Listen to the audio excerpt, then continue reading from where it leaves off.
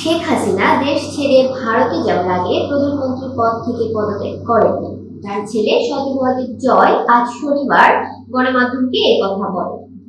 তিনি শেখ হাসিনার তথ্য প্রযুক্তি উপদেষ্টা ছিলেন। ওয়াশিংটন থেকে গণমাধ্যমকে সজীব ওয়াজেদ আরো বলেন, আমার মা আনুষ্ঠানিকভাবে কখনোই পদত্যাগ করেন, তিনি সময় পান। তিনি একটি বক্তব্য দেওয়া ও পদত্যাগপত্র জমা দেওয়ার পরিকল্পনা করেছিলেন, কিন্তু ততক্ষণে বিক্ষোভকারীরা প্রধানমন্ত্রীর বাসভবনের দিকে মিছিল নিয়ে আসতে শুরু করে, তাই সময় ছিল না। আমার মা নিজের ব্যাগ পর্যন্ত গোছাতে পারেননি। সংবিধান অনুযায়ী তিনি এখনো বাংলাদেশের প্রধানমন্ত্রী। জয় আরো বলেন, কিন্তু রাষ্ট্রপতি সশস্ত্র বাহিনীর প্রধান ও বিরোধী দলীয় রাজনীতিবিদদের সঙ্গে আলোচনা করে সংবাদ ভেঙে দিয়েছেন। প্রধানমন্ত্রীর আনুষ্ঠানিক পদত্যাগ ছাড়া অন্তর্বর্তী সরকারের গঠন আদালতের চ্যালেঞ্জের মুখে পড়তে পারে। শেখ হাসিনার আওয়ামী লীগ পরবর্তী নির্বাচনে অংশ নেবে বলে জানান জয়। তিনি বলেন, ৩ মাসের মধ্যে এই নির্বাচন হতে হবে। সজীব ওয়াজেদ আরো বলেন, আমি নিশ্চিত আওয়ামী লীগ ক্ষমতায় আসবে। যদি তা না হয় আমরা বিরোধী দল হব।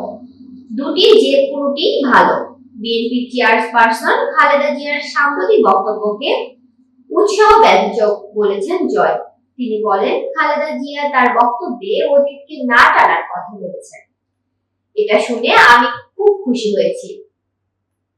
আসুন আমরা অতীতকে ভুলে যাই, প্রতিশোধের রাজনীতি পরিহার করি। আমরা একসঙ্গে কাজ করতে যাচ্ছি, তা ঐক্য সরকার হোক বা অন্য কিছু হোক।